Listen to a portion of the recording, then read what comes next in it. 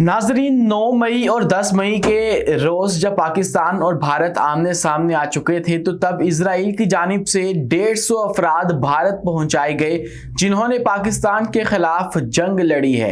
और यूं इजराइल ने पाकिस्तान के साथ डायरेक्टली एक पंगा ले लिया है। इजराइल ने कैसे कैसे भारत का साथ दिया और पाकिस्तान के खिलाफ कैसे इजराइल के हथियार इस्तेमाल किए गए हैं, आज की वीडियो में आपके सामने रखेंगे तमाम तफसीलात। और इसी के साथ आपको यह भी बताएंगे कि कैसे पाकिस्तान ने अब भारत को मजीद 800 करोड़ रुपए का जो धचका है वो देने का फैसला कर लिया है। और अब भारत के अंदर से कैसे भारत के खिलाफ जो है वो आवाजें उठना शुरू हो चुकी हैं। भारत के अपने लोग उनकी नाकामी के ऊपर सवालात उठा रहे हैं। इससे पहले जो था वो ये था कि पूरी दुनिया जो है वो भारत की नाकामी का एतराफ कर रही थी, भारत की जो बातें हैं वो मानने से इनकारी थी। आप यूं देख लीजिए कि राफेल का इन्होंने कहा कि तबाह नहीं हुए, लेकिन पूरी दुनिया ने माना कि राफेल तबाह हुए हैं, जहाज तबाह हुए हैं। और इसी के साथ जो दीगर इनका बयानिया था वो तमाम तर पूरी दुनिया के अंदर नाकाम हुआ। इन्होंने फेस सेविंग की कोशिश की लेकिन वो नहीं हो सका है। अब उनके अपने लोग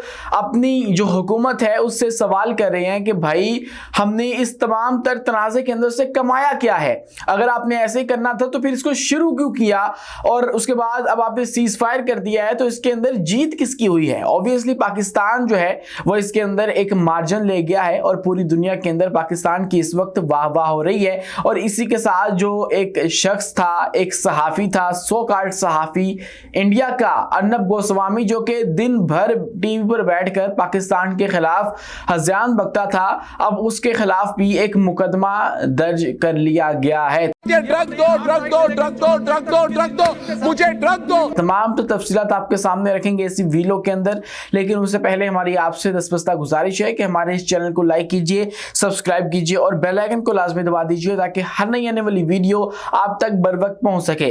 तो दोस्तों, हमारे वज़ीर आज़म शहबाज शरीफ ने जो है वो खिताब करते हुए कहा है कि इजराइल ने भारत की खूब मदद की है और जंग से कबल इजराइल के 150 तरबियत याफ्ता लोग जो हैं वो भारत पहुंचे और उन्होंने वहां पे पहुंच के जो श्रीनगर एयरबेस वगैरह है यहां से उनके जो हथियार हैं, इजरायली साख्ता हथियार हैं, वो इस्तेमाल किए पाकिस्तान के खिलाफ। और जब पाकिस्तान के अंदर ड्रोन अटैक हुआ तो तब भी जो ड्रोन पाकिस्तान के अंदर से मिले हैं, हरोब ड्रोन्स, वो इजरायली साख्ता ही थे, क्योंकि बहुत बड़ा हिस्सा जो है वो भारत के दिफाई निज़ाम का वो इजराइल से लिया हुआ है, उनसे उधार लिया हुआ है या उनसे ख़रीदा हुआ है।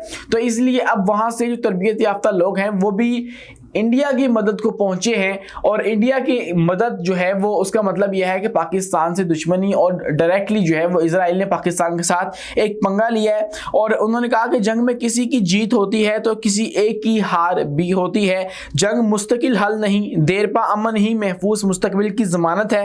पाकिस्तान और भारत के दरमियान जब भी दहशतगर्दी से मुतल्लिक मुज़ाकरात हुए दोनों कौमी सलामती के मशीर ही करेंगे। उसके अलावा उन्होंने कहा था कि इन जंग के दौरान इजराइल ने भारत की खूब मदद की। जंग से कबल इजराइल के 150 तरबियत याफ्ता लोग भारत पहुंचे और श्रीनगर समेत दीगर मुकामात पर भारत ने इजरायली हथियार इस्तेमाल किए हैं। यह कहना था हमारे वज़ीर आज़म शहबाज शरीफ का।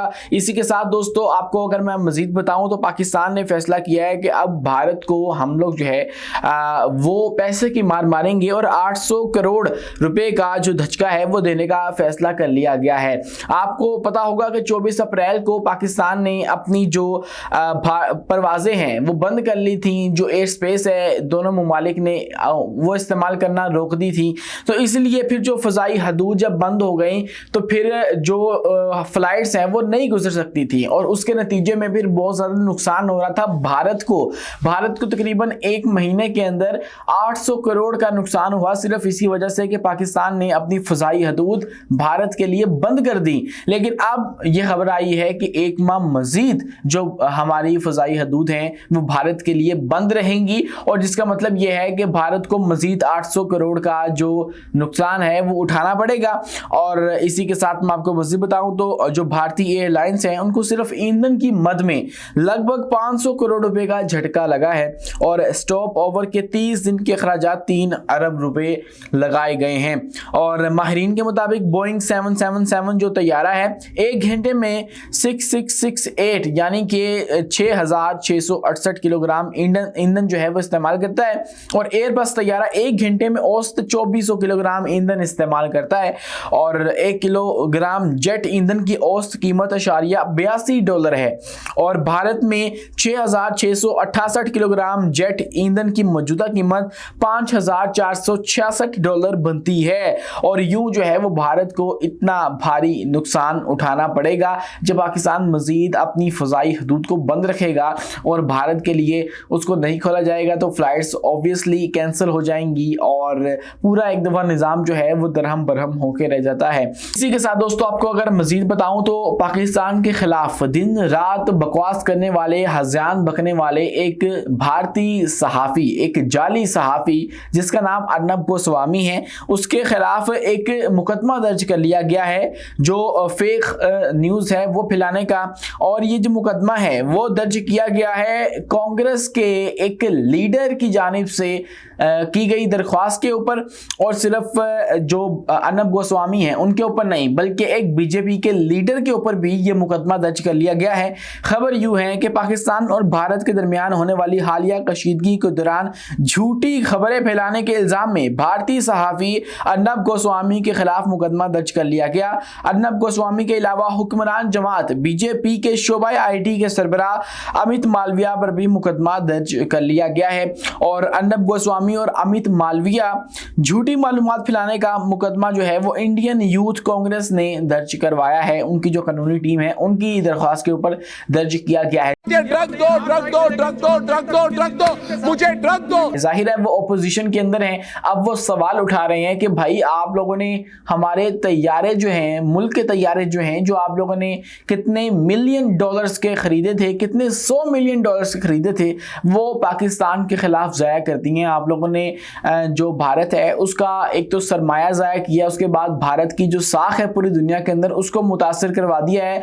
इसका जवाब कौन देगा? तो इसलिए मोदी से अब इस बात का जवाब मांगा जा रहा है, लेकिन मोदी के पास इसका जवाब तो नहीं है। अब वो अदाकारी कर रहा है एक जो है वो भोंडी किस्म की, और उसको कवर अप करने की कोशिश कर रहा है। एक फेस सेविंग ढूंढी जा रही है भारत की जानिब से, लेकिन वो मिल नहीं पा रही है। और इसलिए जो भारत के अपने लोग हैं वो इस वक्त सवाल उठा रहे हैं कि भाई आखिर ये क्यों हुआ है। उनके जो सहाफ़ी हैं वो सवाल उठा रहे हैं। शुभंकर मिश्रा जो हैं वो अपनी वीडियो के अंदर अपनी ही जो सरकार है उनके ऊपर बहुत ही कड़े किस्म के सवाल जो हैं वो उठा चुके हैं। उसके बाद जो राजदीप सरदेसाई हैं उन्होंने बहुत ही ज़्यादा सख्त किस्म के जो सवालात हैं वो उठा दिए हैं, जिनका जवाब भारत की रियासत के पास नहीं मौजूद है। आप इस बारे में क्या सोचते हैं कमेंट सेक्शन में अपनी राय से आगाह लाजमी कीजिएगा।